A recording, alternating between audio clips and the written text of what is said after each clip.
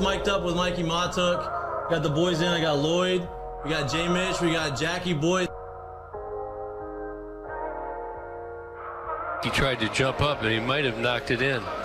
Good timing. Let's go. What a start to the Monday. I mean, I'm from Lafayette. My boys would come in, say, oh, God. So me and Joe on the ground. I got Joe in the headlock, and he's sitting there. Helmet. He's punching me in the stomach, like steady punching me. Here, there's everyone sitting around. Who here thinks Ovchinko can practice today after having 5 full beers? And he goes, Chad Jones, right? Chad's been with the team 6 minutes for 7 minutes, right? Chad's like, no, man, I don't think Ovchinko can practice today. And I was like, I look back, I'm like, Jesus Christ, I fucking saw you there. You were more fucked up than me. Be on the Spirit plane had some issues. I think she was sleep farting. You heard her, or you just thought it was her? I sat right next to her. So. Whoa. What was that? How was the show?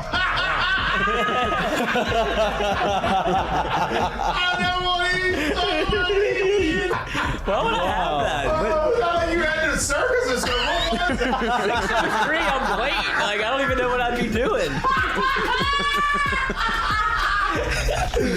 Now, when you do go to spring training, are you going to bring your chinchilla and your turtle? My dad tell you about it? The SEC is, God, they hate fat people. I mean, I get crushed for that. You know what I mean? And it's like, come on, man. Hey, just the South, bro. You got a bunch of food down here. Like they're all fatter than I am. Players, look at Lloyd. You know what, Lloyd? I mean, you're looking for a recruiting coordinator, coach. I'm here. Yeah. He's like, I'll piss my pants right now. No way. We're wearing gray pants, long gray pants. He goes, I'll piss my pants right now.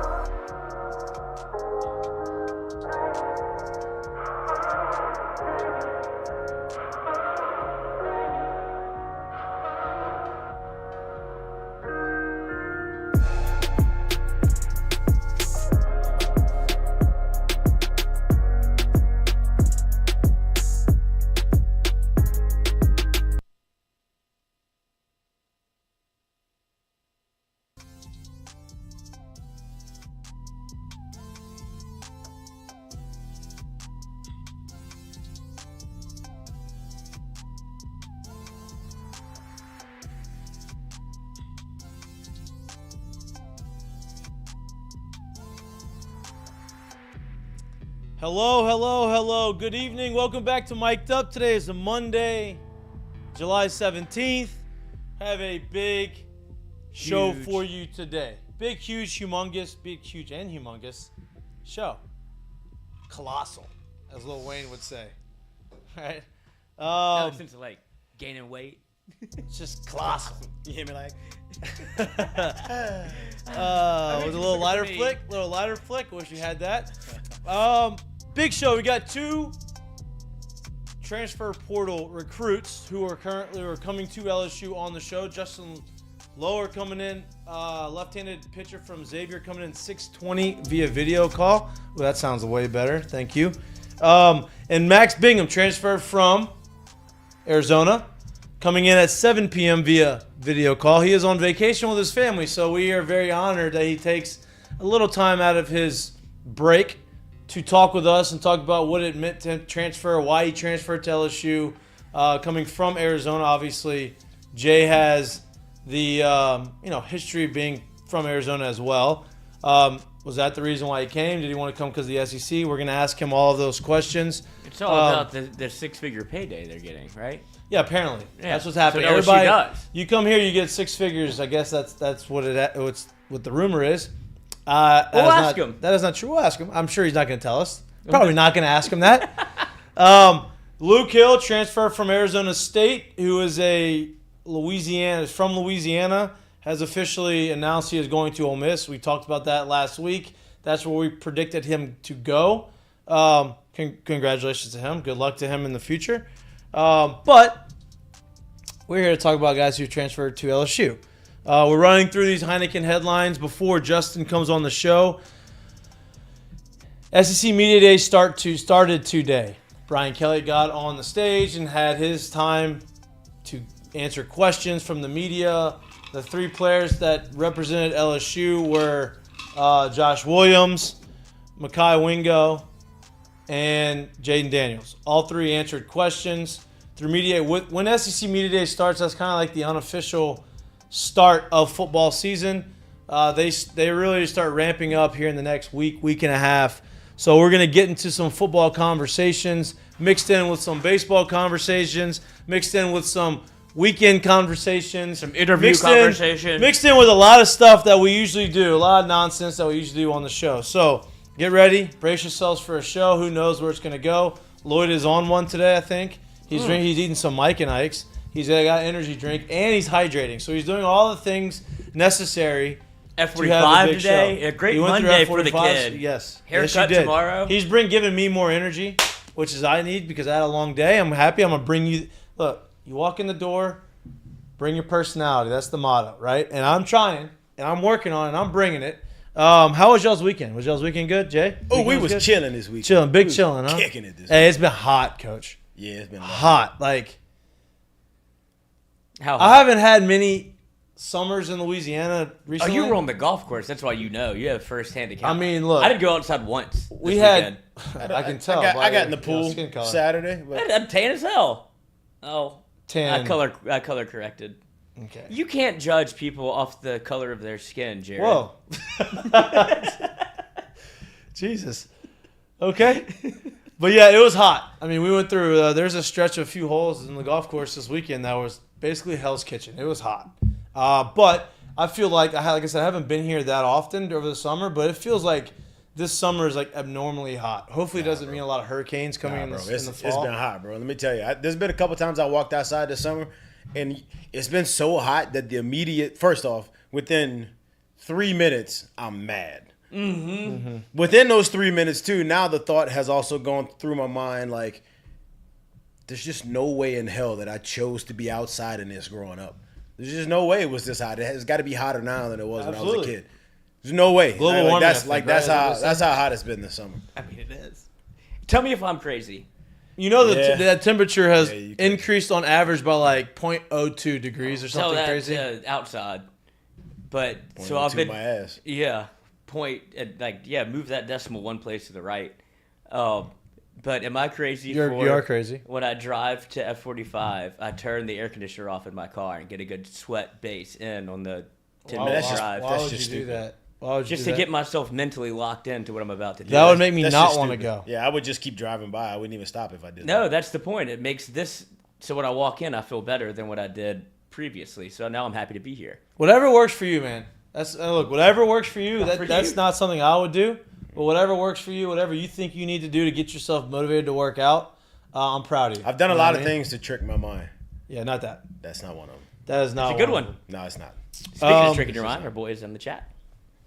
What? He's on the video call. Oh, he's already there. Yeah. Look at that. Prompt. Ready to go. We're going to get to him in a couple minutes. Let me finish running through these Heineken headlines first. It's July 17th. Football season is right around the corner. With football season, it's the franchise tags in the NFL. People are signing, not signing, no extensions. Deadlines are happening. DeAndre Hopkins is now officially a Tennessee Titan, 2-year deal with $3 million in incentives. And the Commanders have unofficially agreed to sell to Josh Harris, which if you're an NFL football fan, you're probably happy that Dan Snyder's out because that guy's a piece of shit. And that's the ownership group that Magic Johnson is a part of, right? Yes. Yes. So we got a lot of football talk. We're gonna recap some of these SEC Media Day, some of what's going on through day one of SEC Media Days. Obviously, it was Brian Kelly's turn on the podium. He said a lot of interesting things about the future of football, the future of technology, and how it's going to affect recruiting in football. We're going to get into that, use that as a topic of conversation. But before we get there, we're going to take a 30-second break, get Justin situated in the chat. He is in the bullpen ready to go. And we'll be right back to give you answer all the questions that you would like us to ask Justin here on the show. You're watching Mik'd Up. We'll be back to you in 30 seconds.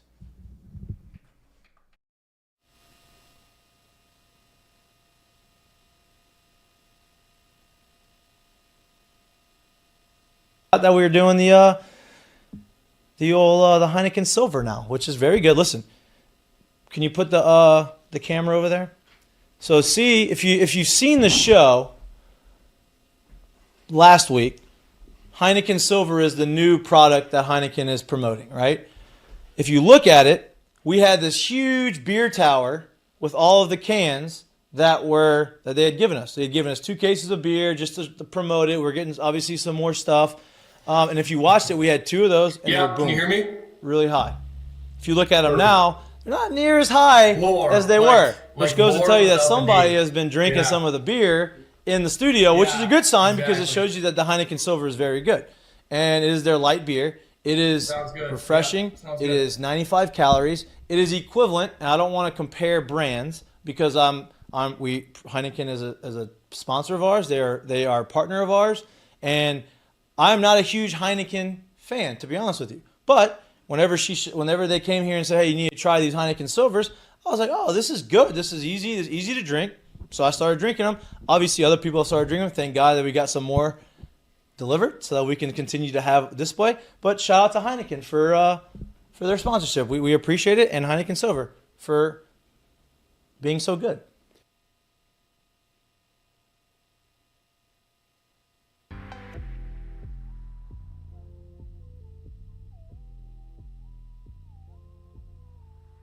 Welcome back to Mik'd Up. We're excited to introduce our next guest. He is a transfer from Xavier University. I think it's Xavier. Is it University of Xavier or Xavier University? I think it's Xavier University. Professor It doesn't matter. He's coming from Xavier. He's here. He's going to be a vital part of the pitching staff next year at LSU. 6'5" lefty, Justin Loer. Welcome Justin, to the show. Hey, welcome to the show, man. Thanks for coming, bro. Appreciate you. Hey, appreciate you guys having me on. Good to see you, fellas. Yeah, good to see you too, man. Okay, so you're from Minnesota. You played in Cincinnati. You're coming down south to Louisiana. You ready? It's hot down here. So are you ready for that? Yeah, I've heard. Yeah, I've been looking at the forecast. I'm coming down actually 2 weeks from today, so it doesn't look like it's going to get below 90 next month. You're looking at the wrong part right there. You got to check the humidity. That's where it really gets you. Yeah. I've been told it's pretty crazy, but yeah, I think I've said a couple times in some interviews I'm a big hunter. I love hunting. So I've been told it's like the hunting paradise down there. Yeah, so what kind of hunting do you like to do? I'm a big waterfowl hunter, so ducks and geese mostly. Then you're gonna enjoy yourself down here. Oh, this is how we landed you. Right. Okay, we got some spots. I'll give you some recommendations on where to go, and we'll help you out if you enjoy. Everyone on Twitter says it's NIL. It's the hunting. That's what it is. I like that. Well, if you listen to Twitter, they think that everybody's getting offered $500,000 to come to LSU. Exactly. Yeah, I don't. I mean, I hope everybody's getting that. I just doubt that's the case, but. Needless to say, we're happy to have you here. We're happy for you that you transfer. What went into your decision to come to LSU? Obviously, you're coming out of your second year at Xavier. You had a really good year on the mound.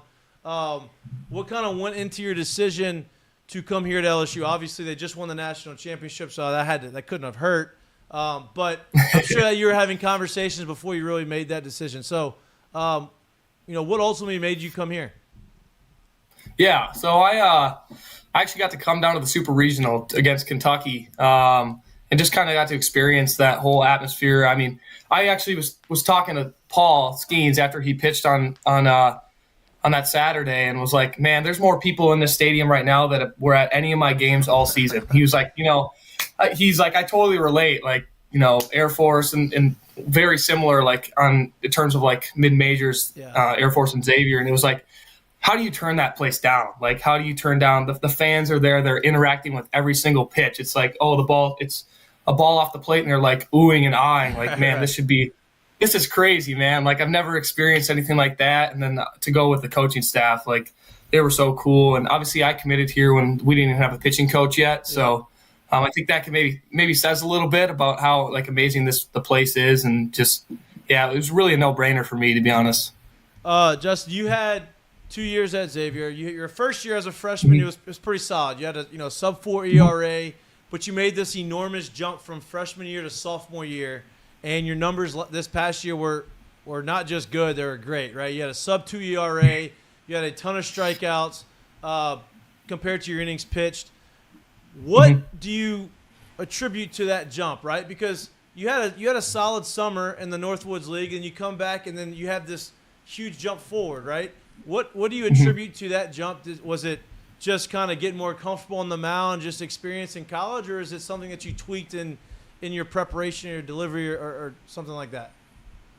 Yeah, so I had a little small, like, hiccup with my shoulder in terms of at the end of last fall, and it actually put me out for the entirety of the fall. So I actually spent 2 months just basically getting in the weight room. I came into college I was 6'5", 180 pounds, and I started the season this year at 205 basically. So I put on a bunch of weight and actually ticked up my fastball velocity like 3 or 4 miles an hour, and then just being more confident. As a freshman, you come in, you haven't faced college hitters yet. You're afraid to throw strikes. You're thinking every ball that's in the strike zone is going to be a home run.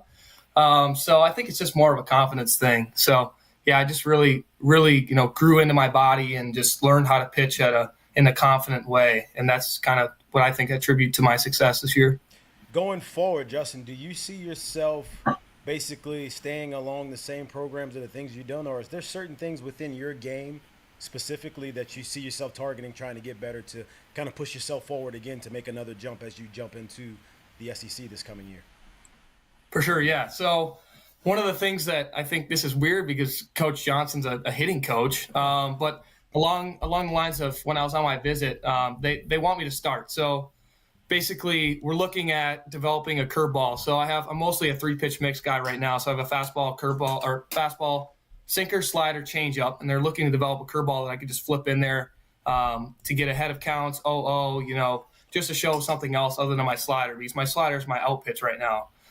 So that's something that I really am looking forward to, like, once I get on campus working on that. And then also, I'm only, like I said, I'm still only 205. I have a lot of room to grow in terms of weight. I actually got to meet, I think he was actually on the ESPN podcast or ESPN radio the other day, was the chef for the student athletes. Man, he was amazing when I was on my visit. Okay. He's so cool. And we didn't have any of that stuff when we were here. We didn't have any of that. No chefs. I'm sure. No chefs. Yeah.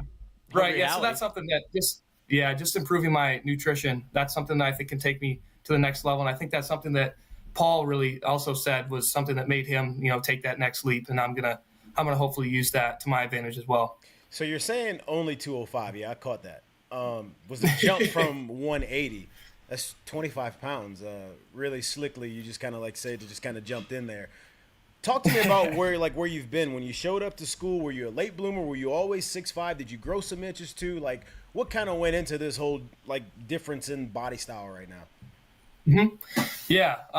So I committed to Xavier when I was really young. I was actually throwing a smooth 82 miles an hour when I committed there. I don't know why the coach offered me. I mean, honestly, we like loyal guys. We like that. We really like that. Right. So when I showed up my freshman year, I was throwing like 84, 86, just not really great, honestly. So then, yeah, I made the leap my freshman year. I put on my freshman to sophomore year, put on around 25 pounds. And that just, ticked my velo way up. It's just, I really just didn't take the weight room very seriously in high school. And once I got to college, it was something that, I made a priority. So for people who haven't watched you pitch, your velo went from 84, 86, 87 to what is it now? Mostly towards the end of the year, I was 91, 93. Yeah. That plays. Yeah. With some sync, with a slider, with a little change, maybe flip a curveball. You got a chance, kid. Yeah, that plays big time. Yeah, it's only going to get better. Obviously, the stronger you get, the more you sustain it. we're doing a little research on you, right? So obviously, you come from Minnesota. You're a Minnesota Vikings fan. Okay then. Yeah, Minnesota. Eh? No, that's Canada. Minnesota. Minnesota. No, it's seen basically Fargo? Canada. It's basically It's Canada. basically Canada. I played up there. I played in Minneapolis. I'm kind of familiar enough with it. You've tweeted about Justin Jefferson. Now you get to come to LSU and you get to play at his alma mater. You also were a three-sport star in high school, according to your bio from Xavier. You played baseball, obviously, football, right? Correct. And soccer, which blows my. Count being the kicker. You're a kicker? If you want to be count being the kicker, I was the kicker. Okay. Okay. Look, there's a lot of kickers important. We were thinking like a 3-tech, like nose tackle or something. That's what we were kind of going with. Yeah, based off body style, we thought you were I like was a. 180 pounds. 180 pounds with the nose tackle. Yeah. I don't know. We didn't know the size of the high school. We weren't sure. You know, we didn't know. But the one that caught my attention, was soccer, right? Because you're 6'5" and you were young. So usually when like the guys that I knew that were 6'5" in high school hadn't really developed into their bodies, so they weren't as coordinated, right, as some that they probably would have been a few years later. But soccer, you have to be coordinated. You don't see many 6'5" soccer players. So can you talk about how those sports have helped you become a better pitcher, athlete on the mound? For sure, yeah. I'm a very athletic person, I think. There you go. You think about some of those players. I know a couple that I played with in the past that literally, like, you watch them, they're pitchers in the outfield, and they're trying to, like, field a fly ball, and it's like, God, like, just stop. Yeah, right. You're going to hurt yourself. Like, that's not me. Right, exactly. That's not me. Like, I'm a very, athletic person. I think and I played hockey growing up all the way through my freshman year of high school, so it's just, I don't know. I think it really helps. I think, some coaches talk about it now. It's like people are specializing so young in one sport. It's like just have like experiences. Like I have so many friends just from other teams that I played on, like football players that I would never talk to if I didn't play football. It's like now they're like friends. It's like just have fun and experience other things and get out of your comfort zone. Because I had never kicked the football until my senior year of high school, and then we win the state championship my senior year. Did you have any big kicks? Big kicks? Any big kicks? Same thing. Here, one second here. Let's go! Let's go! Look at that! There you go! There you go! You got to get a little bit bigger of one when you. There we go. I see you working. You got to get bigger when you come here and you win the World Series again. You go back to back. You get that big ring. Exactly. Yeah. Oh. Yeah, we won 14-13 in the state championship game, so I had to make the extra point. There you go. There you go. Did they ice you? I'm sorry? Did they ice you? Oh, did they ice me? No, because I think there was like 30 seconds left and they wanted to save their timeout or something. Where do y'all play the state championship game in high school? Well, it actually was COVID that year, so we had to play it at our high school field, but usually it's in the Viking Stadium.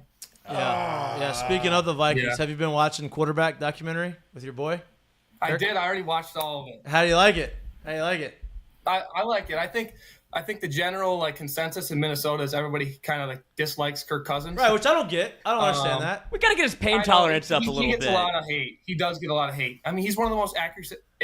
Here's really what pisses people off is it's like 3rd and 8, and he throws the ball 2 yards down the field, and then like, come on, man, just throw it to the sticks. I don't care if JJ's double covered, just throw it to him. I like it. So wait. So after watching the show, do you like him more? You like him less, or are you still right in the same spot with him? I like him more just because you see their real life, You see him as a real person, not just the guy there on the football field. Not just the 3rd and 8 guy, right? You get to see a little more of him. Exactly. Exactly. Justin, he's got to get his pain tolerance up a little bit. I mean, the guy was Dude, he's getting his ass kicked, bro. He's getting hit hard. Come on. He had half a rib left towards the end of the season. Exactly. I don't give a shit. The way he shows it is hilarious. Constantly grunting, running down the field. The defender's in his face. He's letting him know, hey, this hurts. Please don't hit me hard. No doubt. The defensive line goes, you'll be all right. Yeah. Oh, man. As he crushes 3 of his ribs, Yeah. Justin, coming in, right? Obviously, you know about the humidity and the hot and the heat and all that stuff, and you know about the hunting, obviously. What are some of the other things that you're looking forward to coming down here? Not only just playing for LSU and the fans, but what are you looking forward most to experience around Baton Rouge? Well, that's a good question, man. Man, that's a really good question. I mean, have you heard of anything? Have you said football games obviously are pretty honestly, special? Yeah, honestly, I haven't heard much, to be honest with you. I'm excited for the football games, to be honest with you, because I'm coming from a really small school that all we have is a basketball team. Right. And the basketball games are like, yeah, they're fun, but like it's nothing compared to college football. So that's one thing I'm really, really excited for. As you guys said, I'm a big Justin Jefferson fan. So I already ordered an LSU Justin Jefferson jersey. Let's go. I don't know if you're familiar with DHgate. If anybody's familiar with DHgate. No, I do not. I'm not. Maybe. Okay, it's like an off-brand like jersey site. It's for people like me, college students that have no money. Nice. So, It's for people like me. yeah. Hey, there's a good chance that thing won't come in, by the way. So we're getting I'm getting a jersey. It's literally $30, and it comes and it's the same exact quality and everything of the normal jersey. Oh, wow. But it just takes like 2 months to get here because it's coming from China. It's on China, ship right now, so, yeah. So it'll be here. It'll be here by opening day then, basically. Yeah, supply chain. Hopefully, yeah. Yeah, supply chain. Lloyd, you got something? Exactly. I don't know if you know this, Justin, but Coach Jay does have some family up in Minnesota. Crazy Uncle Doug, he's a big hockey guy. So, oh yeah. How do you know this? I'm in with the. You are. Yeah, when you're talking about it, I broke the fourth wall. Same with Coach Yeski. Yes. Same with Coach Yeski. Yeski's a Yeski. Yeah. Well, that's actually my next question is, obviously you committed to LSU without a pitching coach, right? And Nate Yeski comes in here. I'm sure you're kind of familiar with him based off of him being from Minnesota. What are the conversations like with him? Obviously, you talked about trying to get a third, trying to develop a curveball, develop a breaking ball. What else has he talked to you about, things that he wants to improve in your game? Yeah, it's kind of funny. So when I was in the portal, I talked to a bunch of different schools, and one of them was Texas A&M and him. Yeah. So I had actually narrowed down my list. I was down to 2 schools, LSU and Tennessee, and they were they came in really late. So I was talking to him, and I was like, I've heard really, really good things about him. And I was like, I'm going to really like this guy, and I'm going to have to start considering Texas A&M, aren't I? And of course, 30 minutes later, I get off the phone with him. I'm like, I love this dude. Like, he was so cool, whatever. And I was like, but, they just don't really compete with LSU, in my opinion. So I was actually on my visit, and when Jay was like, we have a few options. I'm like, I literally said, I was like, I'm hoping one of them's Yeski. And then 3 weeks later, here he is. But he's really good with left-handed pitchers, and I knew that when I talked to him originally. So I'm just really looking forward to getting down there with him and seeing what he can do to develop me.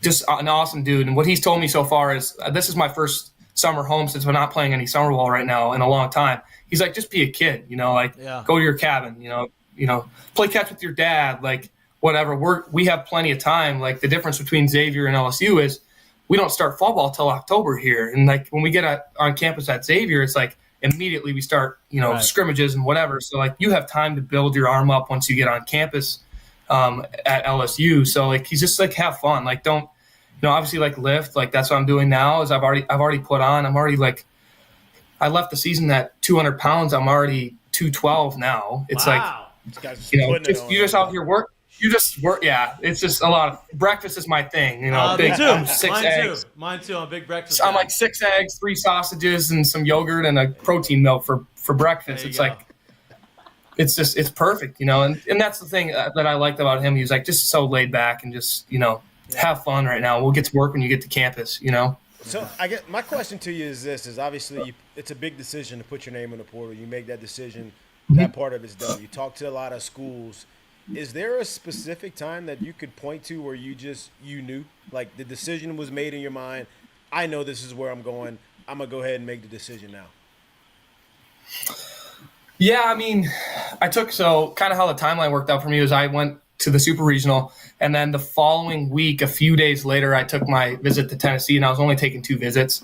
And I kind of went in the mindset was Tennessee's going to have to kind of blow me away to make me consider them in a way. So when I left the visit with LSU, I kind of knew this is kind of the place I want to be. It's going to be really hard to say no to this place. It's basically impossible to say no to this place.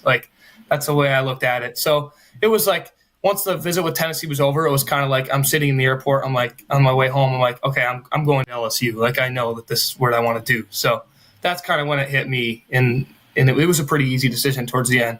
Did you buy the hat at the Super Regional, or did you buy it after? I bought it. You'll think this is funny. On my flight home from Tennessee, Oh, let's go! From Tennessee. There you go. That's great. I love that. I love Well, that. I hope Vitello's not watching this somehow. But yeah, Wait, hold on. Time out. Where did you find this on the flight? Or did you order it?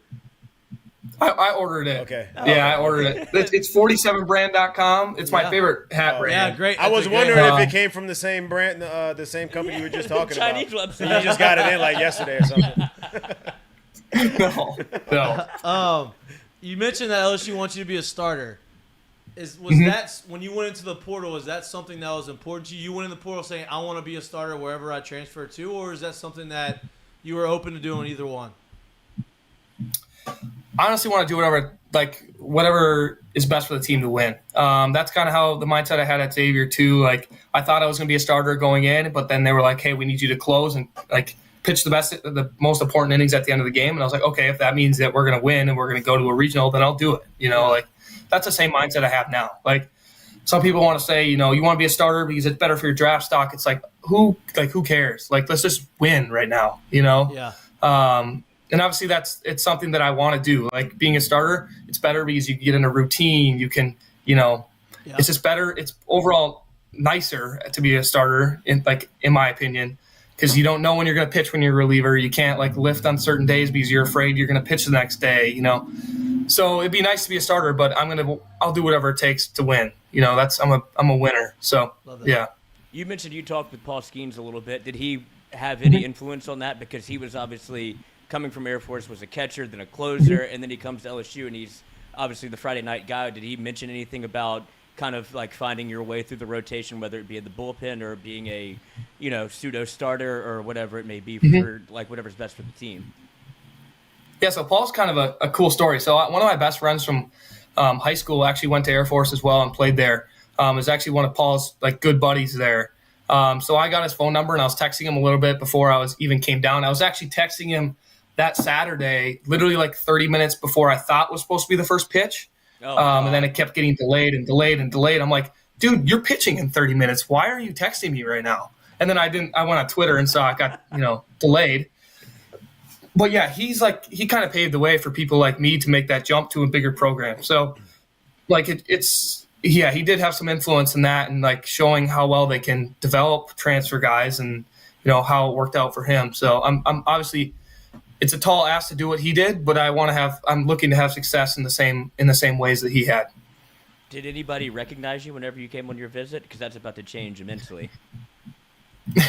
Yeah. So I saw a picture, I guess, because I like Twitter a lot. I have Threads, whatever, but Twitter's way better in my opinion. And I was scrolling through Twitter, and I think I saw somebody. You guys might have retweeted it as well. 22. But someone had a picture of me talking to Coach Jordan while I was at the Super Regional.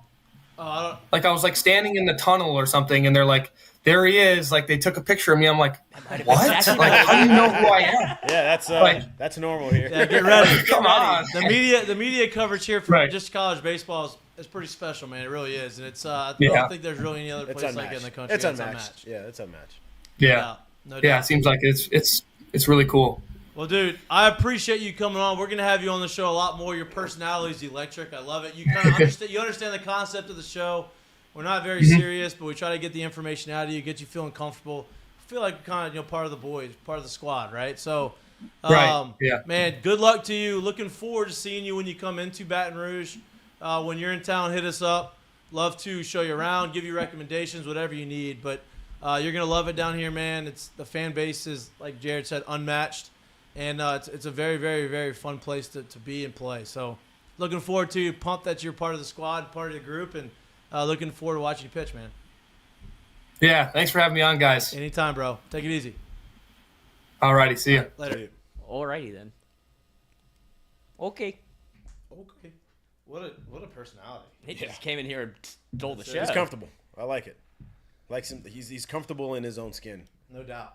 No doubt. Boy, I tell you what, it's 211. This man's going to be throwing 96 next year. It might be.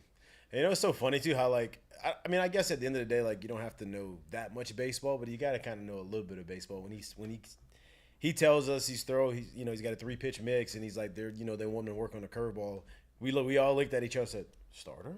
And he brings that out like, hey, it's a possibility. Like, yeah, that would make sense. You know, you throw up a 1-9 or whatever it was with 3-pitch mix, and they want you to throw in another pitch.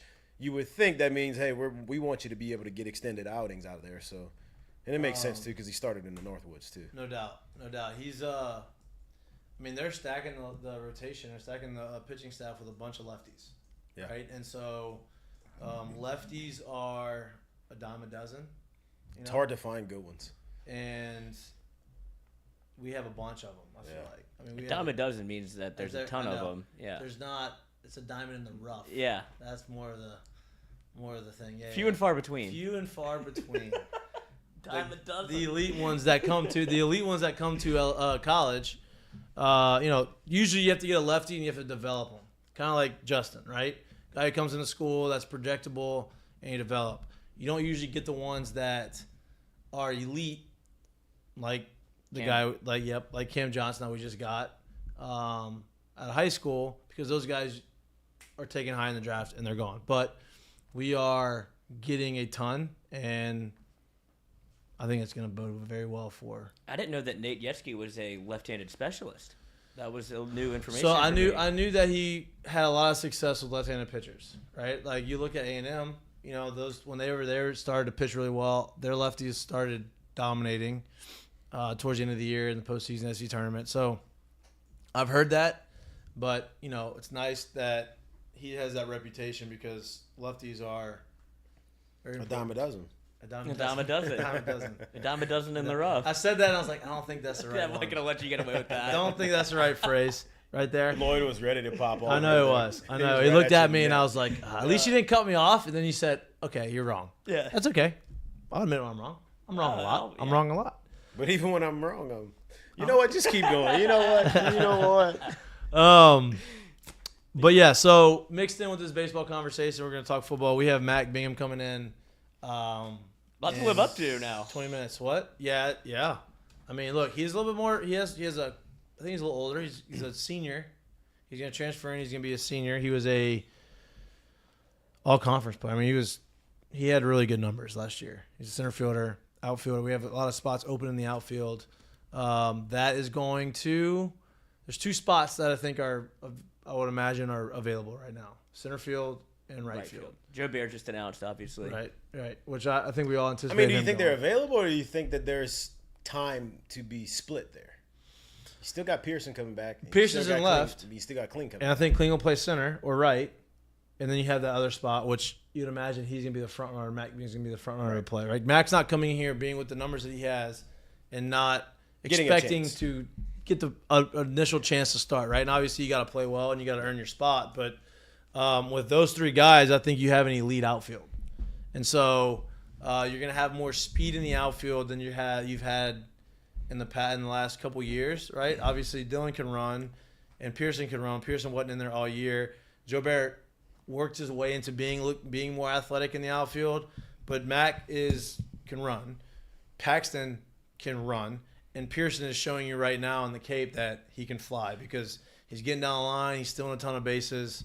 And you know what'll be interesting to see is when you get to the conclusion of this major league season, because they've pushed for it so much and they apparently seem to like the rule, is if the college baseball will adopt the bases stealing rules that are going on in the big leagues right now, and see if they push that in. Because if they do, then you can look to see if Pearson starts running more next year. Kling did run a little bit, but see if he starts running even more next year. And obviously, if Mac Bingham runs. Yeah, talking to Jay, and just my feeling from Jay is he wants them to start running more because he mentioned, hey, this kid is well, and that's why I'm thinking if these are the guys we're acquiring, and the guys you still have there, are you looking for that change to kind of make its way to college baseball, and you're already equipped and kind of ahead of some of the teams that were only playing, I guess, gorilla ball, if you will. You know what I mean? Yeah. So it'd be interesting. It's going to be a lot more athletic, I think, lineup next year. Not saying that they weren't athletic this year, but I think they're going to show. No, they were athletic, but they didn't let's be honest. Like they played a game that says we are very superior at the plate. Yeah. Let's not run into outs. Let's they say played it's that gonna be a game. faster lineup. Yeah. Let's just go with that. It's gonna be a fast lineup. They're gonna put more pressure as far as running goes. They're gonna utilize the legs Yeah. more next year. Yeah. I would imagine. So. Speaking of utilizing legs, perfect transition into the football conversation. We have a quarterback that loves to utilize his legs to the tune of, I think he ran for over 1,000 yards last year as a quarterback, right? Nope. Just under 1,000. Just under 1,000. Just under 1,000 yards. Just under 100. Just under 100. Just under 1,000 yards. He is the second in Heisman odds, preseason second in the Heisman odds. He is one of the 3 player attendees at Media Day. And Brian Kelly had some interesting things to say throughout the course of his interviews today.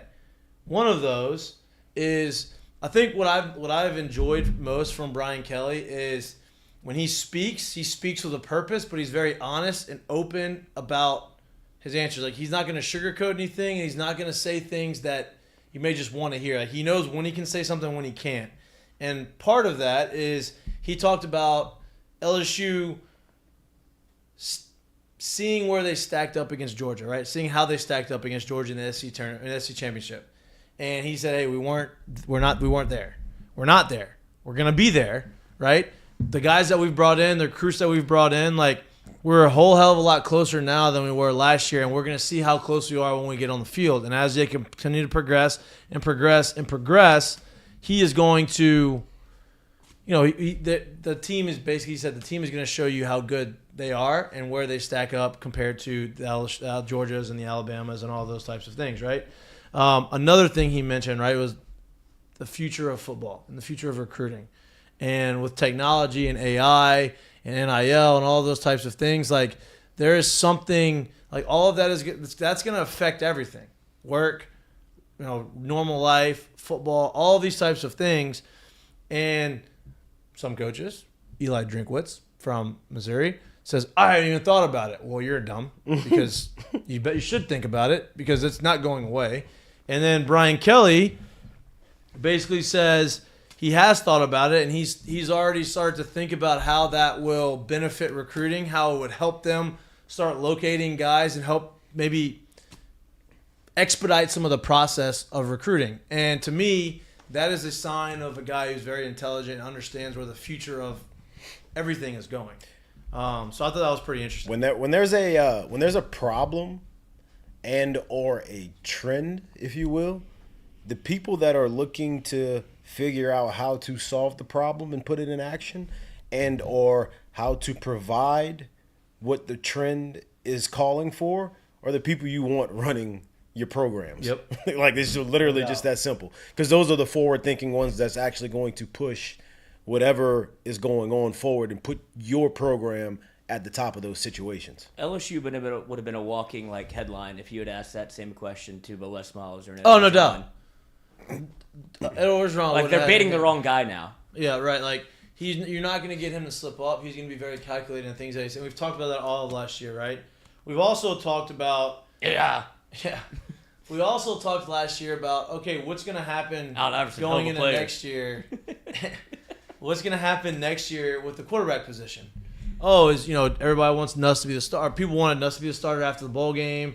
Jaden Daniels is the starter. We said, okay, we said this is what Brian Kelly is probably going to do. Jaden Daniels is a starter, and I think he's going to be the starter all year, right? Barring any injury or any type of setback like that. Now, if he starts off terrible, that's different, but I don't see that happening. But what we did say, we predicted, hey, Brian Kelly, when he starts talking to the media, he's going to say Jaden Daniels is the starter, but Nuss looks really good. He's progressing, and he's going to have to – it's this way of saying, okay, both these guys are very talented. Jaden's the guy. He's a starter, but the other guy behind him is getting a lot better, and that's his way of keeping both happy, I feel like, and keeping the two things. I think it's two things. Yeah, and I'm right on board with you when you say that. He needs to be able to keep Nuss hungry and keep Nuss happy. And Jaden hungry. And keep Jaden hungry, not so much happy. Because Jaden's happy already. He was the team MVP last year. He knows he is the starter. He knows he is where all the eyes are on the team. All right, if that's the case, how on earth can I keep him showing up here hungry and trying to get better? Because truth be told, if the team is going to keep ascending, he has to get better, right? But to keep Nuss here, because win, lose, or draw, he's got 1 year left. To keep Nuss here, you got to keep Nuss happy. And you got to let Nuss know that I understand that you're getting better. You got to keep challenging him every day. You got to make him feel a part of everything. And you got to keep conveying the message that, hey, if you don't get better, meaning Jaden, there's another guy right behind you. And truthfully, there is. I'm in the same boat with you, and I just don't think that'll happen because I think he understands he's got two guys that's going to take care of their business, which isn't going to allow the second guy to either jump the first guy. For sure. And he talked about like Mason Smith didn't get to play last year, right? He tore his ACL first drive, fourth play of the game, right? Third play of his season, tore his ACL, was out for the whole year. Everybody was expecting him to be an All-American, and I think they still are. Brian Kelly's so high on him, right? Talking about how good he is and how important he's going to be to this defense. Basically says with him on the field, teams are going to have to make a decision. Are we going to double team him? Or are we going to double team Harold Perkins? So one of them will be free and the offside edge. Exactly. Or the offside other tackle. Right. So they're going to have to make a decision. Are we going to let this guy who's inside be a monster who can play inside and outside? Honestly, if you wanted, he probably could stand up and play outside linebacker if you wanted to. He can play any position in the front seven, you would imagine. Right? So are we going to allow that guy to beat us up front, or are we going to double team him and allow the freak show of Harold Perkins to run around freely and just absolutely dominate us? And so to me, when you have two guys like that right behind each other, it makes it a lot more difficult for offenses to kind of navigate the football field. Yeah. I think, to me, that makes me very excited about our defense. It does too. I feel like there's going to be, before we even get too in depth with it, I just feel like there's going to be a prove it to me Mason week or two, where people are going to want to see him. But I got to imagine out the chute, especially with Florida State, out the chute, it's going to be hands and hats on Harold Perkins. Let's make Mason show us. Yep. And or anyone else on the defense, really. And I would imagine that that's how teams are going to approach it until you show them otherwise. And then when you do show them otherwise, which we are all expecting to happen pretty early, that's a problem. Yep. It's a problem for other teams. Lloyd, you're a football pundit in here. You're the ones you have all the inside. You're the skepticism. You have all the skepticism. This is when Lloyd shines You're right the skeptic. here. I'm not skeptic. Yeah, this is when Lloyd shines right here. Usually in the past, you have been like very. I just raised skeptic. the issues that are on the table. Okay, what are some of the issues? What are some of the issues that you want to raise? I don't know yet. You don't have any issues? No. Well, the only issue I have here we go. as of Lloyd's watched 4 games already, in case y'all didn't realize from last year. Is that bad? Also, how is John Emery? That's just part of the skepticism. Still battling the eligibility thing. I don't know, but I thought last year they got that all figured out. I did too. And then now he's not sure. But I mean, look, luckily we have enough depth at the running back position now with the transfers and the guys. We bring Goodwin back. It's just what do you got? Did you see Josh Williams' suit? Why did it fit? Yeah, that was a tough. But to me, you can spin that as a positive in my mind. He doesn't Guy's care not about worried that. about it. Nope. All football all the time. All football all the time. But it didn't fit at all. Like No, not it did even not. close. No, it did not. So it was a that, little if big. there's a cause for concern, it looks like maybe he thinned up and he's maybe he trying made to it be last athletic. second I don't like the one I have. Let me borrow yours. Well, it did have the tiger eye on the inside, so maybe got like a little of this work and couldn't get this Coach, work. there's 170 people that get purple and gold unis. And that's easy to go ahead and get this tailored. That tiger eye don't mean shit to me. Well, it was a cool flex until it just looked like he looked like the Michelin Man in that thing. That's all right. Yeah, it'll be fine. But yeah, John Emery is still a concern just because it's always going to be a question until he shows up on campus and he's the one person. The other question, like you talk about the running back room, is Armani Goodwin still isn't clear to practice, and it seems like that injury has lingered forever. So And what is the injury? Hamstring? Was it knee or hamstring? Knee is both. Okay. And so I don't know what the Meanwhile, our defensive tackle, who we just talked about, tore his ACL, said he could have played last year. Said that he was feeling. Basically said he could have played last year. He felt like he could have played last year, and he tore his ACL at the beginning of the season, which I don't know how true that is as far as like actually being able to play at a high level, but like feeling really good, like being able to run and do a bunch of things. I mean, I believe that. Oh yeah, but you can, as a coach, you can't risk that No, on him. No, for sure. Too much of a and. I mean, obviously, the Florida State contingency is starting to come out against LSU after what happened last year. And they are, for our experience last year dealing with that fan base on the Colada show, they are knives out, fangs out, 24/7, ready to take you on the Twitter sphere. So get ready for that to start building back up again. They were making like montages of our comments on the LSU-Florida State game. So you have an actual real... what feels like a rivalry, which won't exist because it probably won't play out after the 2024 kickoff. But it's an interesting development in how you have to face this because they think they legitimately hate LSU all of a sudden. I mean, people love to hate the guy. Like it's just because they're not getting the love. Yeah, that's never gonna go away. Tommy Rees leaves, right? Their offensive coordinator leaves because that was their big thing. Oh, Tommy Rees didn't want to go and follow Brian Kelly last year at LSU. He's going to stay. Well, he left. He's at Alabama. And that's the other thing I want to talk about, right? So Alabama has got – they don't know who's going to be their quarterback. They say they have these guys. I'm sure they have a bunch of talented guys. Tommy Rees is now the King Dingaling. The offensive coordinator there, right? Here's the pressure that he's putting on himself. He has come out in articles in the media and said that while he was at Notre Dame, we'd all agree that Notre Dame's offense – while Brian Kelly was there and while Tommy Rees was there, was pretty solid, right? Solid. Like it was good for it was good for where they were at. It was good for Notre Dame. They were productive. They would move the ball, right? Like they were good. Tommy Rees said, and last year they were probably good. Good is probably the word. They weren't elite. They weren't bad. They were just good. Tommy Rees now leaves and says in the media that while he was at Notre Dame, he felt like Brian Kelly did not allow him to run the offense the way he wanted to because Brian Kelly had his finger on the offense a lot, right? Now that he has moved on to Alabama, this is going to be his offense. If Alabama's offense is not good, that falls squarely on Tommy Rees, which means you can go back and look at what happened at Notre Dame and say, okay, well, Brian Kelly was the reason why you were a good offensive coordinator. A lot of pressure on Tommy Rees right now at Alabama to go and perform because every offensive coordinator that has been there has been very successful. Bill O'Brien was people might have not liked him at Alabama because they got spoiled and all this other stuff. Bill O'Brien is now the offensive coordinator for the Patriots again. And they were productive with him. They were good with him there. They didn't like him, but they were good. Tommy Rees has to at least be that good. Or they're going to hammer him. So I got two things on that. Yep.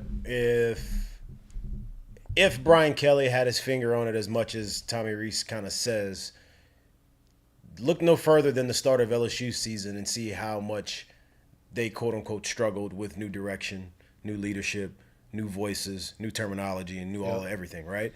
So I would imagine flip that back to Notre Dame when now it's just the Tommy Rees show. A little bit of that struggle probably had to deal with the transition. That's just my thought process. The second thought process is I'm not for one at all sold that Nick doesn't really know or isn't really sold on a certain quarterback in the building. I think 15 plus years into that job. He knows who he wants. This is an opportunity for him to be able to have some question marks around that program, for him to be able to use it as teachable points, for him to be able to keep some mystery in the media and you not know, and him to be able to run a program like that. Because let's face it, when's the last time he's been able to do that? I'll tell you last time. Who was the running back that played quarterback for them? The running back that got moved to quarterback. He beat Blake LSU. Sims. Him. Who? Blake Sims. Blake Sims. That was probably the last time that they had. What year was mark. Blake? I mean, was that 13, 12? That was Lane Kiffin. Yeah, 13. Exactly. Yeah, so that's what I mean. So that, like, he doesn't get 10 years ago. opportunities to run a program that doesn't feel like they're king shit. And I think if you really think of Nick from his humble beginnings, that's what he's always built himself on. So I think any opportunity he gets to do that, he's taking it and running with it. And so I think he's purposely not giving you anything on the quarterback situation because he wants to keep it a mystery for as long as possible. Yeah. Yeah, rumblings around Alabama is going to be Ty Simpson. That's what they say. So that's the they brought in, is it Tyler Buchanan? From Notre Dame. From Notre Dame, yeah. From Notre Dame, as a stopgap because they were concerned that one of the guys was going to transfer. Right. Whether it be Jalen Milroe or Ty Simpson, so they're like, we have to have a second guy. So they bring him from Notre Dame because transfer portal, Sam Hartman leaves Wake Forest, goes to Notre Dame. He's now the starter. He's looking for a home. He finds it at Alabama, whether it be a backup, but at least he's on scholarship. Yeah. I mean, it's we'll see, but that's We'll where see. you don't get to go into too many seasons where somehow, some way, people are not so sold on Alabama. Like you're. When's the last time we looked at it like, we think Georgia and possibly LSU and maybe someone else could knock? Like you're like, I could see Alabama finishing 3rd or 4th. Like that's where a lot of people are right now. You're like, hey, when's the last time that's happened? So I think he's loving the opportunity to be able to coach in a situation like And that. he's been real quiet. Who? Nick, which is It kind of scares terrifying. me because people are starting to talk about Nick kind of losing a step. Oh, he's going back end of his career. He doesn't have a quarterback. His defensive coordinator Probably gonna left. win Blah blah it, blah. I'm like, God dang it! Stop! Everybody needs to stop. Don't poke Leave the us. bear. Yeah, leave a sleeping dog. Let him sleep. Let him sleep. Let him lie. Like don't poke. Don't do that. You don't take many vacations, let him vacation. Nick, go on 6 vacations if you want right now. Like you can do it. You've earned it. It's okay. Yeah. You know it's good. Y'all gonna win. You guys are Hopefully great. not Hey, the you whole- guys are great. Feed them the Yeah, great. cheese. Yep. Let the rats eat the cheese. Yep. Rat poison. So that scares me. Yeah. But I'm We'll happy. see. I'm not as Plus 650. Hey, I think there is while we're on the football talk, not to get off of No, college don't. football, Don't. but Go in the NFL. I'm pretty positive there's like 9, if I remember that correctly from last week. I think 9 NFL teams are going to start camp tomorrow, which is crazy. July 18th. I thought. Why do they start? Because didn't they say the 25th was the official start day? Yeah, but I mean it's just like spring training with baseball. That's a week early. Depends on how you want to get in. Maybe you Yeah. got a whole bunch of new coordinators. Maybe you Yeah. got some new faces. True. Maybe you got some, True. depends. Just because they're 9 days or however many days early, just because they're in there early doesn't necessarily mean we are on the field getting at it. It might be a lot of classroom work. It might be a lot of just stuff trying to get people familiarized with True. what's going on in the building. We're 14 days away from it being football overload. Yeah. On TV, Yeah. on the radio, Yeah. anywhere you look, it's about to be a lot of football coming. Yeah. There's maybe a lot of mock drafts in the Major League Baseball locker rooms. As we talked about it, when you go to All-Star break and you come back from All-Star break, You get 3 weeks, or you get 2.5 weeks. yeah. And then You football. start hearing about the teams that's got, hey, we got this early August draft, and if you got any kind of savviness, you're like, what?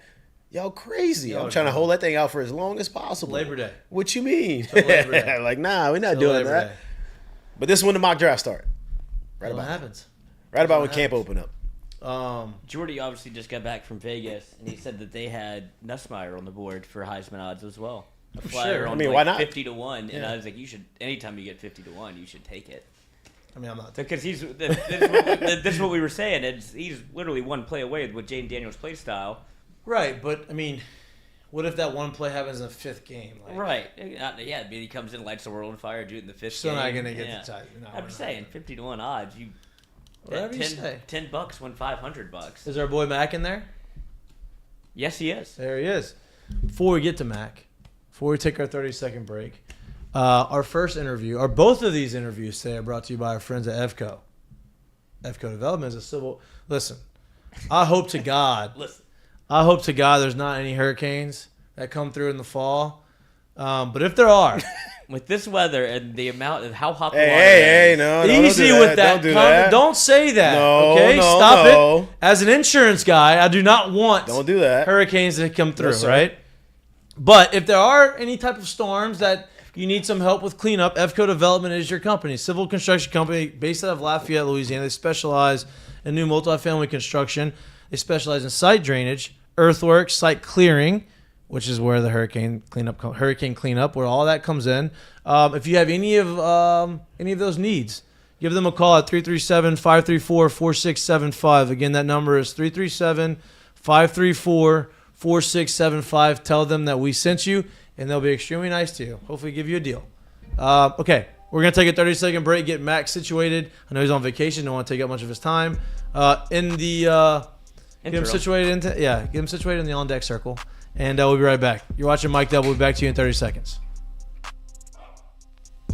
Dozy Place is located on 3723 Government Street. Everybody knows about their world famous steaks and their hot tamales, which what you may not know is that they're open for lunch every day from 11 to 2. Great people, great environment. Their lunch menu is fire. What's the best thing on the menu? If you haven't tried it yet, you I'm need here, yeah. to try the burger. Unbelievable. Best burger in town. Best burger in town. If you're looking for lunch, Appreciate it. 11 to 2 at Dozy It's Place. the, Again, they're located oversized on shirt, you know, sits 3723 well. Government Street. Give them a shot.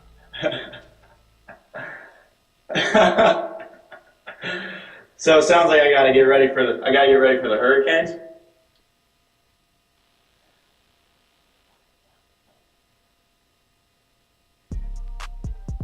I mean, you know I'm from the beach. I don't know how to deal with that.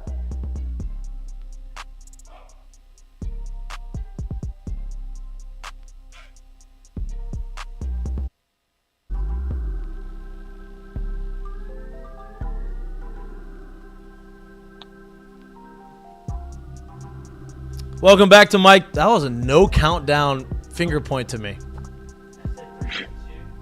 I didn't even hear you. It's okay. It's okay. It's okay.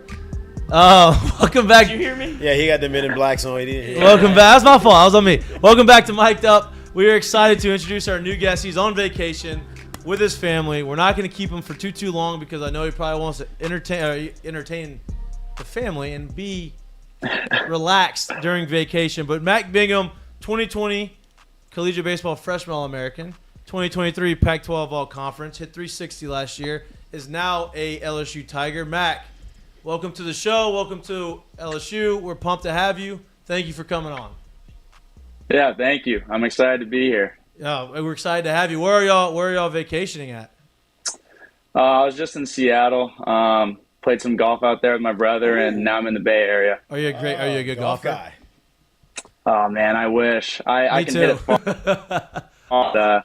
I wish I was a can good hit- golfer too. I'm not. Yeah, I mean maybe after baseball. There you go. There you go. How far do you hit your drive? I don't even use a driver. I use a 2-iron. It goes about 290. Yeah. Oh my God. Yep. That's a smart move by you.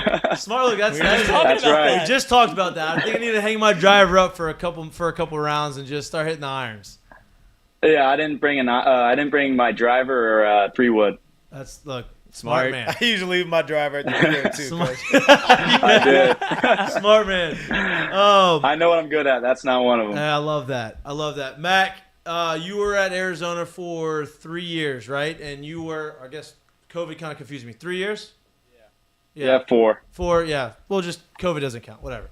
3 years. You played well. You played at a high level there.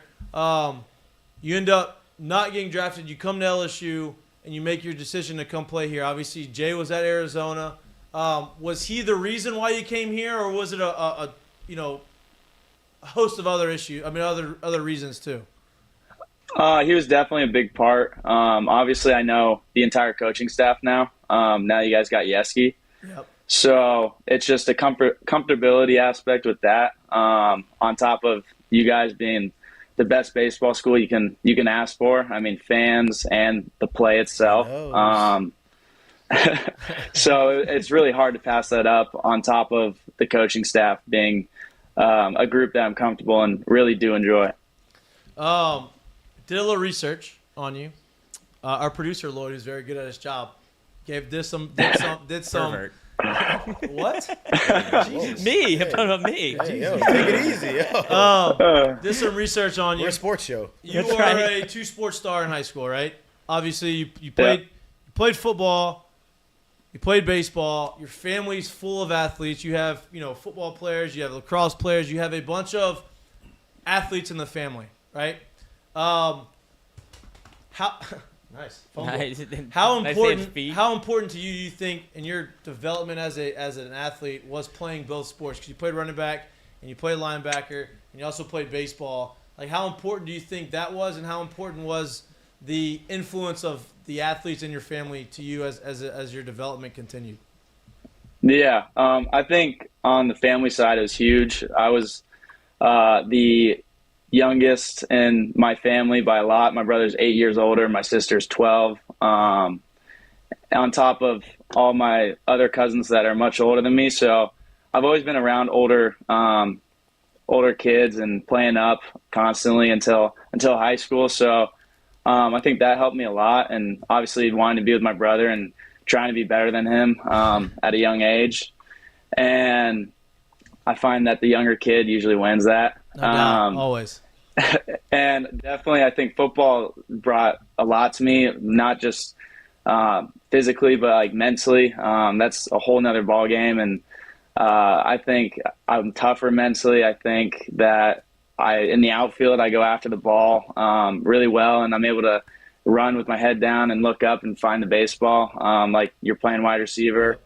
So I think there's just a lot of aspects together, footwork and everything, and just knowing how to win as a team, because you can't do it yourself if you're on the football team. So being close also with the guys, there's a lot of aspects that come with it.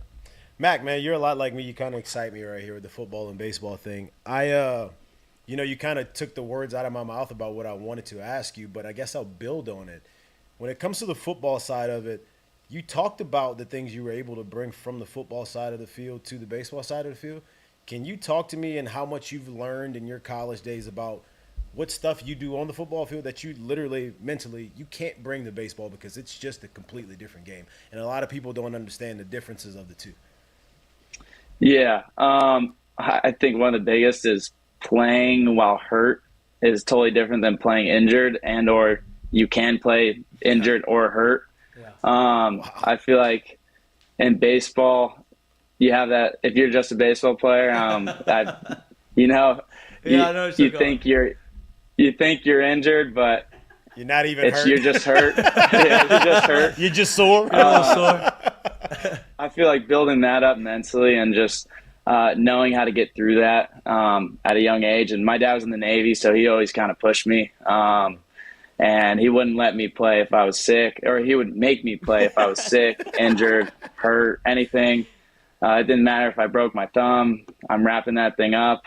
Love that. So kind of that aspect. And then obviously I mentioned like in the outfield, putting my head down and run. I feel like that was a huge part due to football. Was there another school that was in the mix, or was LSU kind of everywhere, the place that you wanted to go, or was LSU just really competing with Major League Baseball at this point?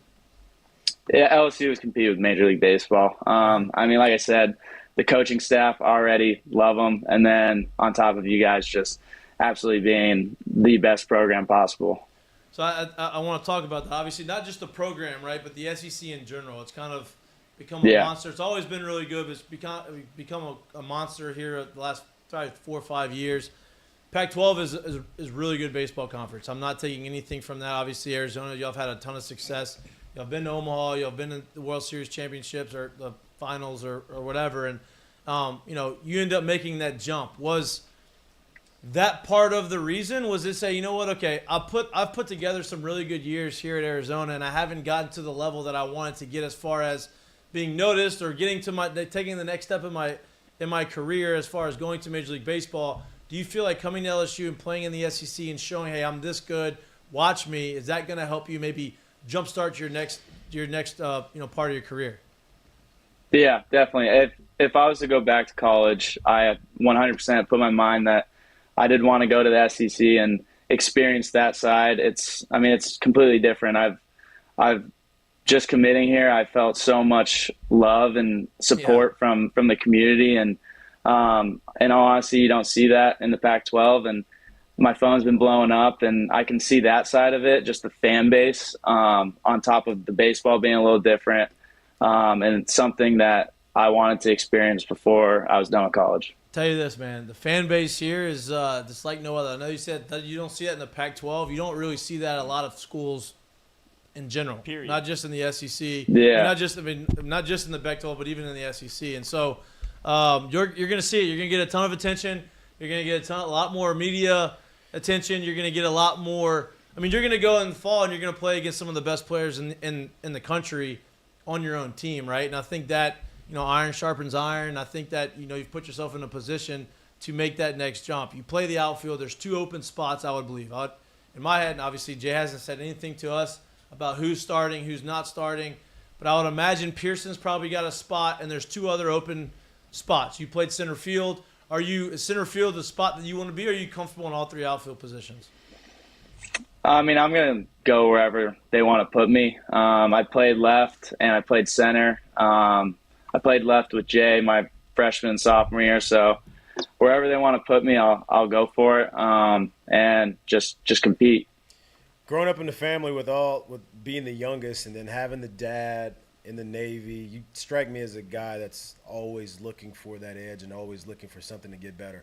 What's something that you're working on in your game right now? Arm strength, and I want to steal more bags this year. So definitely working on kind of that first few moves when it comes to stealing bags. And that's something I've been wanting to do since I've been in college. And I've been lucky enough to be on teams with just guys who can absolutely hit right behind me. So I know it's not going to be any different here, but I'd like to steal some more bags if possible. So I'm just working on my quickness and feel free to come, small thing. Feel free to come sit in here and talk with me and Mikey. You know, we stole a couple bags in our careers, and we kind of know a little bit about it. You know. Well, Jay If said, you can give me some pointers. we can do that. We can do that. He's probably him more so than me, probably. But when I'm Jay here was, if you need me. yeah, don't listen to Loer.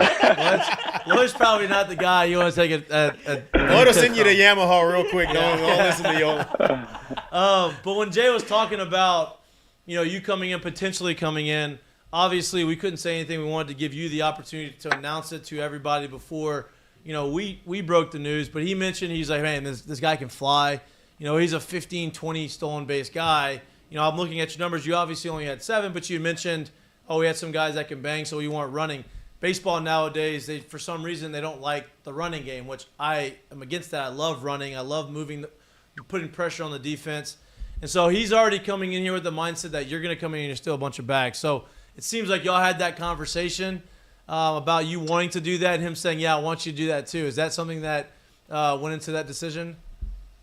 Yeah. We definitely talked about that after my freshman year as well. Yeah. And it's just something that I need to just start doing more, and I know I can do it, and hopefully I can do it this year. Obviously, Jay was your coach and recruited you to Arizona. How did the recruiting pitch change from him getting you to Arizona to now coming into the transfer portal and coming to LSU? Was the message a little bit different this go-around? Yes and no. He's been the same. I just know what he brings as a coach and as a person, and it's just something I want to be a part of again. He's a winner, and he's going to get the best out of you. And I truly believe that, and it's something that I just want to be a part of again and join the crew for one last ride. So you're coming from a bigger school, right? A lot of these transfers are coming in from some smaller schools. You just talked to Justin Loer from Xavier. You had Paul Skeens came in from Air Force. So they're coming into a bigger university that's not as known for their sports or for baseball or whatever, right? You're coming from Arizona. Y'all have had success in football. You've had success in basketball. You've had success in baseball. Softball. Softball. Yes. Okay. Yes. But you're coming to. Hey, don't sleep. No, don't sleep. Listen, softball. I respect the hell of it. I could hit it. I don't think I could hit it. Yeah, no. I don't. But you're coming to Baton Rouge, right? What is one thing that you're looking forward to coming from Arizona down here to Baton Rouge? Obviously, the culture's a little different. The weather's way different, obviously. But is there something that you're specifically looking forward to coming here to Baton Rouge?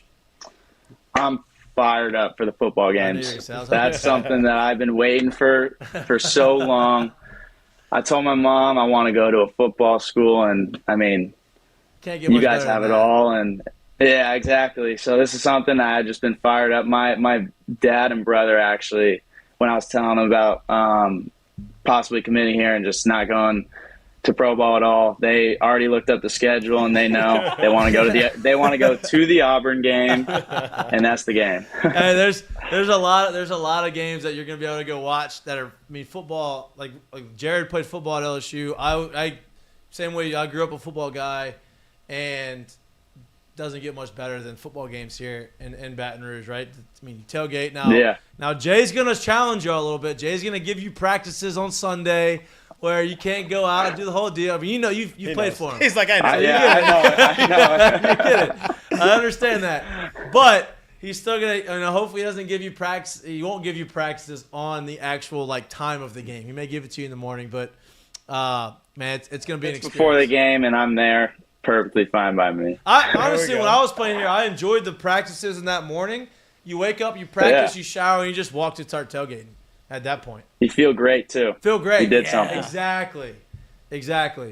I don't know anything about that. No, you've never tailgated in your life. He was at the game. Yeah, he was on the field. I don't know anything about that. Don't come by me if you need to tailgate. But I can just get you in trouble. If you said that your father was in the Navy, do you still have to make your bed in the morning? Like, is that something that was ingrained in you? Do you do it every time? It's something that they definitely preach. I got to clean my room. I got to make my bed, make sure it's all good. He's not as strict as they had me a little later than everyone else. I was about to say, the younger one gets the benefit. You got the leeway then. Okay, I see what's happening here. Yeah. Absolutely. So, man, you obviously you went to the draft and then you watched LSU make that run, right? Like, what was that like? Did you know, okay, hey, if I'm not, were you talking to Jay during that run, or did you wait until after the season to kind of decide, okay, I'm thinking about transferring? We had some conversations, very short ones during that run, and we were just kind of waiting until it was closer to the draft because obviously LSU was on their run and about to win it, and then I was looking at the draft. So, we just kind of held it off and stayed in touch and knew it was something that we both would be really interested in, and it ended up working out. Which one played a bigger part for you? Wanting the opportunity to play for and with Jay again, or getting into the SEC and getting to play against that conference on that stage every weekend? Oh man, it's kind of both. That's a tough question because I knew I wanted to go to the SEC and play in this environment. And I mean, you guys have the most fans out of everyone else in college baseball, and like that's something I wanted. I wanted to play in front of everyone and compete with the best of the best. And there's no one else I'd want to play for than Jay at that point, and it really just kind of all worked itself out. Yeah, man, Jay's been great for us. We've got to build a relationship with him for the last couple of years, and I don't think I could have picked a better guy for LSU, man. I'm looking forward to you coming here. I'm looking forward to watching you play in the purple and gold in Alex Box because, look, take it from me and take it from Jared. It's not a better place to play in the country. There's not better places to play up until you probably get to the big leagues than playing right here in Baton Rouge, man. So I'm looking forward to watching you play. Congratulations on committing and signing here, and looking forward to seeing you in Baton Rouge. And look, if you ever need any pointers or any tips on where to go, anything like that, hit us up, man. We'll let you know. I was about to say I'm a foodie, so I just need some food rep. Gosh, there's a bunch of that. We got over you. Here. There's a bunch of food. Right, that's all I need. They may not all be healthy, but No. We'll talk base stealing and food all at the same time. We'll throw give it you all some in. good recs for sure. Well, yeah. I'm in. No doubt. All right, dude. Well, enjoy the vacation. I appreciate you coming on. We'll have you back on whenever you get into Baton Rouge. Yeah, thanks for having me. All right, man. Thank you. That room could not look like a vacation home room. Like just the tan walls, the ceiling fan. I tell you what, he's from San Diego. He ain't gonna get San Diego weather here. No, don't tell him. I'm glad he's off now. They're gonna sweat a little more than he. I don't know. You sweat a lot in Arizona. Yeah, man. but It ain't the same kind of heat, but you gonna sweat. No. Which one do you like more? I like the dry heat, Coach. I sweat too much anyway. So. Honestly, yeah. So give me the dry heat. That way I ain't gotta switch 13 jerseys and shirts and stuff. You can tell he played football, by the way. Yeah, you can. Got the football 100%. jawline. He's got a great jawline. Yeah. Jesus, Lloyd. Jesus, Lloyd. What? You want to date him? Yeah, sure. Take him out. Love is love. God. You're right. At least buy him a drink first. Good night. Is he? Yeah, he's a senior. He can drink. I mean, he hit 360 with 20 doubles, 2 triples, and 10 pomps last year. Like, first off, he can run already, Yeah. and he's got some pop. There's no telling if he may actually tap into some more pop here. he's a veteran, dude. Look for him to have a big year. No doubt. I'm just saying. Look for him to have a big year. No doubt. Just keep adding. Just keep adding to it. Stacking the deck. Stacking the deck. You don't rebuild. You reload. I'm pumped. I'm excited for him. I'm excited for all these guys coming in. I'm excited. We got a guy that loves to hunt waterfowl, and we have a guy that has Navy Now, ties. you said waterfowl. I'm like, damn. Usually when you say hunting, you don't really say, I like to hunt waterfowl, but, That's a northern thing. That's a northern thing. Ducks, geese, He likes to be out there, so If he'll it flies, it dies. He'll find baby. something else. Yeah. If it flies, it dies. Not when I'm hunting. If dropping it like flies, you I'm stole- shooting at it. I don't know if Yeah. it's gonna die, but I just want to scare him. I only been like skeet shooting a couple times. You feel me? Hey, that was Oh. nice. That shotgun was smacking me though, son. little sword. My shoulder was so sore the next day. I was like, "Hey, yo, what's going on here?" He comes from a super athletic family, dude. Yeah. Can you imagine what those holidays were like? Physical family. Lacrosse. Oh, that Thanksgiving Football. football game. Oh man. Daiquiris.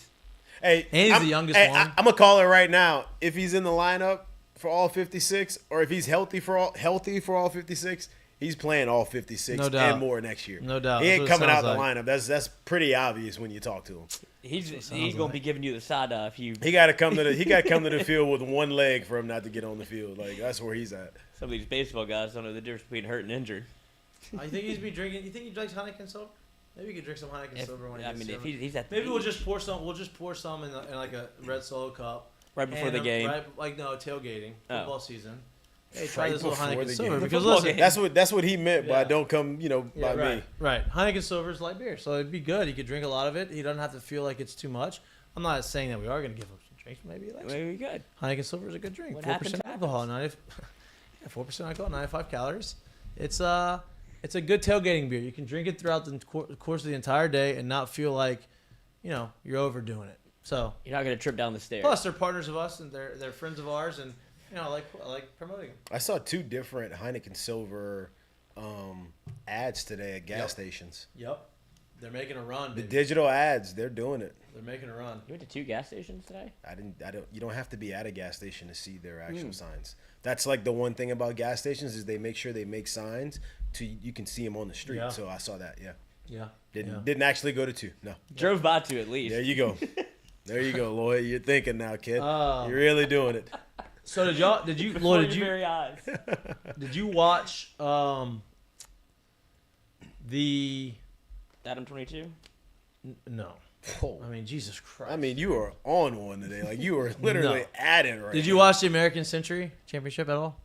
The golf tournament? In, Yeah, dude. Salt How Lake? about Steph? That's what I'm getting to. So we have I don't want to talk too much about it, right? He obviously hit the hole in one, which was electric. Steph's a very good golfer, right? I think that's an understatement. He also made a 3 or made a Eagle? deep, however far that was, a little 3-point competition with him, and there's some other ones. And first shot, of course, he makes it. That's just kind of the stuff he does.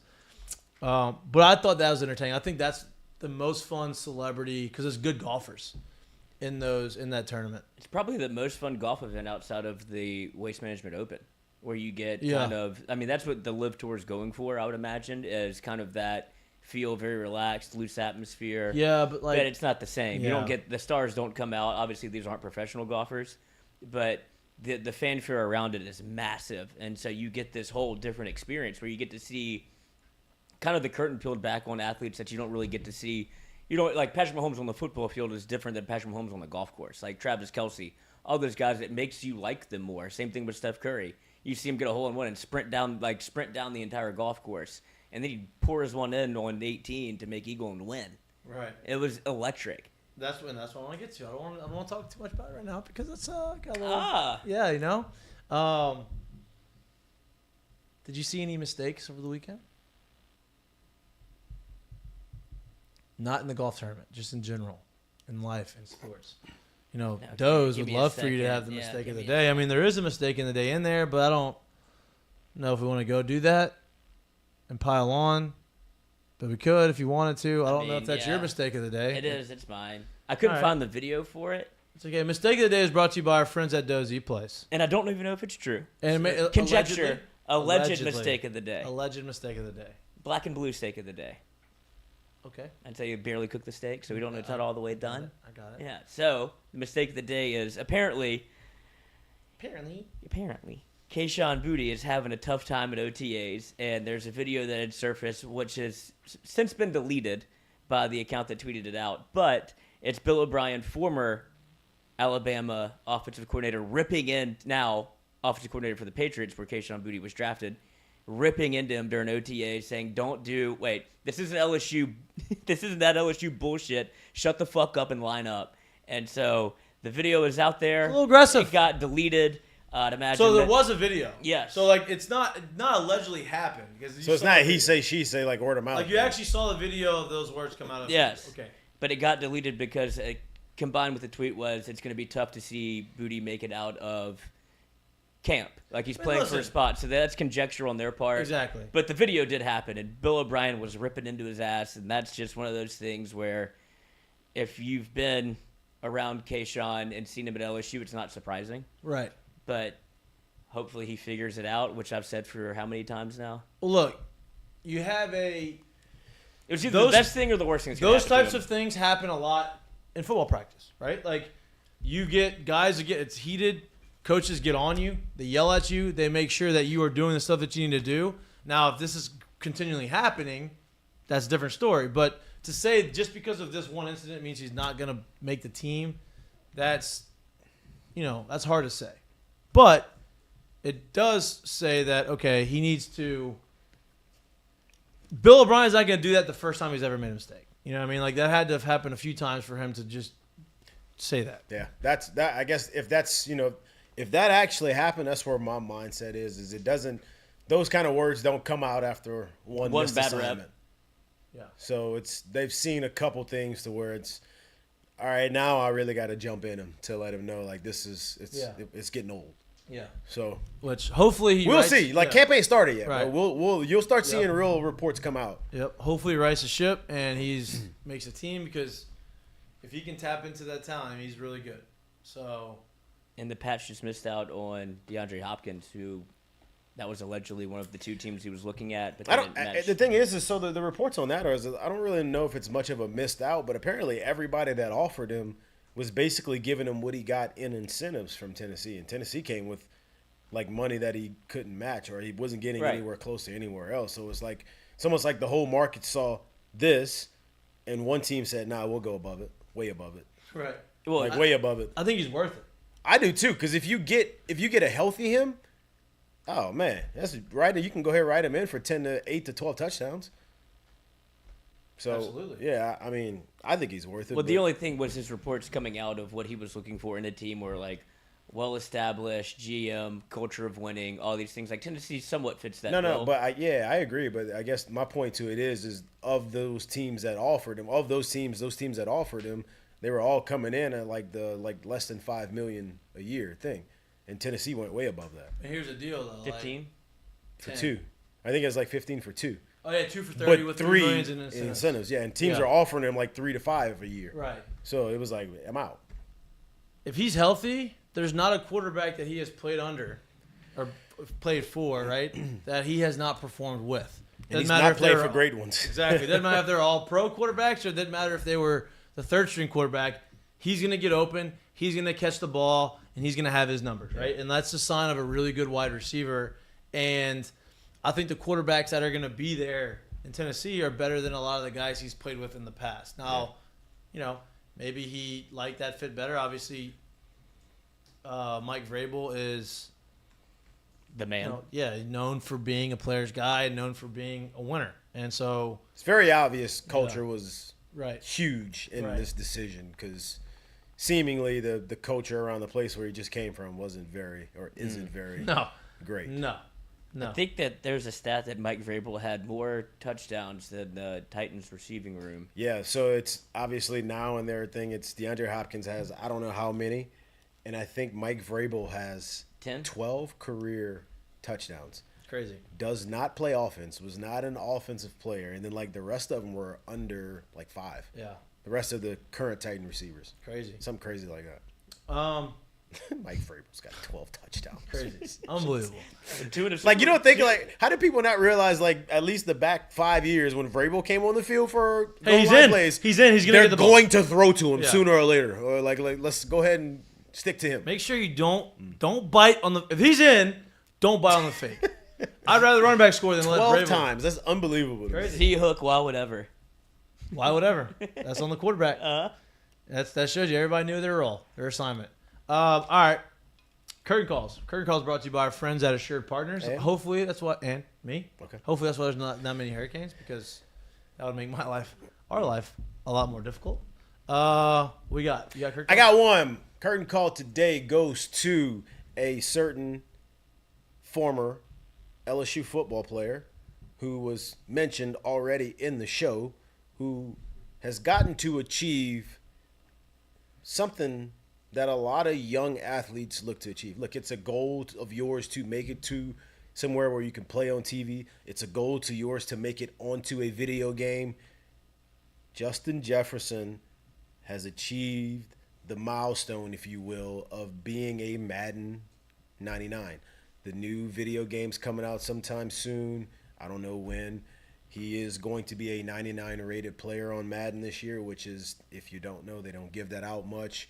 And young ball players, I know I did growing up, was like, man, I'd love to be on a game. Man, that'd be cool to be a 99. It'd be cool to make myself a 99, which you probably did as a young player. Right. So he's made that. He has gotten that accolade, that acceptance. That Only one this year. is he the only one this year? Before the season started. There you go. Only receiver that's a There 99. you go. So hat off, Shout out. curtain call, Much deserved. Justin Jefferson. That was mine. That was yours? It's okay. He did it better than I could have. All right. Double curtain call. My curtain call, we mentioned Well, you're it. supposed to jump in on it. Just say, yeah, that's me too. We alluded to this We're cooking. about 10 minutes ago, but the American Century Championship in Lake Tahoe was awesome. It is a golf tournament with a bunch of athletes that like to play golf, that are pretty good at golf. The best athlete, as of now, at golf is Steph Curry. And Steph is, he's a scratch golfer. He's an avid golfer. It's one of those things that he likes to do to kind of take his mind off His of football, entire but he's career very on good at and it, off right? the golf course. He hits the Can Steph he do it Curry again? three-point walk-off putt. Basketball. What did I say? You said football. Oh, I said football. Basketball. My bad. Maybe so. My bad. He's probably good at football, too. Who knows? He might be. But he hits the whole Steph hits the three. He's made that turnaround before it goes in, famous. He does the exact same thing on this walk-off putt. He hits it looked like a 20-footer, and it rolls in before the ball hits the bottom of the cup. He's running around. He's celebrating. There's a ton of people there. Hey, yo, somewhere. He also hit a hole-in-one. Jeff Teague is sitting around rolling his eyes at Yeah. this whole Yeah. thing right Yeah. here. That's an unbelievable interview. And look, I love golf. I'm definitely not near as good as Steph Curry at golf. So watching another athlete be able to excel in that is awesome. And so that's my curtain call, is because it looked really fun. I would love to play in that one day. God, the web Doesn't look like I'm going to be able to get there unless Mik'd Up blows up. So let's hope that happens. Hey, Pat got out there. Yeah, because Pat McAfee blew up. It only takes a couple. Just got to keep going. Keep going. Keep pushing. He wasn't going to get there his second year or his third year. He didn't get there until I think his fourth year doing it. So 6th year. he was there last year, though. Yeah, that's 5th and 6th. Oh, 5th and 6th. There you go. See? We got time. I got time. And just so you know how good even guys that don't make it on tour are, Steph Curry got invited to be in a web.com event, which is like the step below the PGA Tour, finished dead fucking last. And he was like, these guys are Unreal. good. And That's how Steph good is a golf great is. golfer. Right. But even guys that you don't think, like, oh, he's on the web, whatever, like you blow him off, No. they are all unbelievable golfers. It Elite. takes luck times luck to get on the tour. Elite. Or be Tiger's son. Yeah. Pretty good swing coach. Yeah, not bad. That is that's all we got for you Good today. show. Great show. Please like and subscribe to our YouTube page. Again, those thumbs up buttons and the subscribe button Send helps a lot us of out. emojis. Helps us out a lot. What? They've been sending a lot of emojis in the chat. I don't know what that does, but the likes certainly help more, just for the algorithmic standpoint. Yeah, let's do that. Let's get that thumbs let's up. hit Go the ahead, thumbs move up that button. mouse, move the cursor a little bit up. Just click there it. You go. Just click it. And if you can't watch us because you're driving or you don't like to watch us and you want to listen to us or anywhere you get your pods, we appreciate those likes as well. We appreciate those listens as well. We will be back. Are we going to be back on Wednesday? I am going to be out of town on Wednesday. We will let you know if we are going to Team meeting be to make a live. decision. Team meeting will make a decision. Team meeting tomorrow. Worst case scenario, we will be back live on Friday. We'll have our show on Friday from 1 to 3 for sure. Potentially Wednesday minus me. So we appreciate the love. We appreciate the support. We also appreciate all of our sponsors. And we don't ever go off the show and go off the air without giving love to one of our favorite sponsors, our newest sponsor, Land Rover Peretti. Why don't you give a little shout out to your boys? We've talked about. Go ahead, slide on down Airline Highway and check out our guys over at Peretti Land Rover. Great people, great service. They have great products from the high end all the way down to an everyday normal car that you may not think that they have. Go in, holler at them. You will be surprised at the service that you get, and you'll be surprised at what they have to offer, and who knows what else they might actually be able to give. Instead of mention that we sent you. Of course. Maybe you'll get a discount. Maybe you'll get a pat on the back. Who knows? But you're gonna get something. Maybe you'll get Coffee. a hat. Coffee, I think, is free every dealership. They have a little. Hey, would you like some coffee? You just walk in and get a little cup of coffee. Water. Well, that's probably free too. Stay for a while. The trick is to get the remote What remote? for the TV at the dealership. 'Cause they always put it I've on like. never in my life Like, gotten why? a remote. They literally have like labeled "Don't touch the remote" Yeah. or like what? Like, huh? I just get on my phone. Suggestion. There with the phone now. It's okay. Yeah, but I like to keep it my own background noise. You know, I don't need Judge Judy. Nobody needs Judge Judy. The thing is if you're going there to stay for the remote, then you're really not doing much business for them, probably. Yeah. So they're Doing probably business for me. Right? You're probably waiting for your car to get serviced. Yeah. yeah. doing. But I mean, is that what you want to be there for? No. All right. Yeah. So I'm taking the remote. That's- About to make this house a home. That's not what I really came for. Um, Get me out of here. We'll see you later on this week. Y'all good with mic'd up? We'll see you later on this week. Enjoy the rest of your Monday. We love y'all. Peace.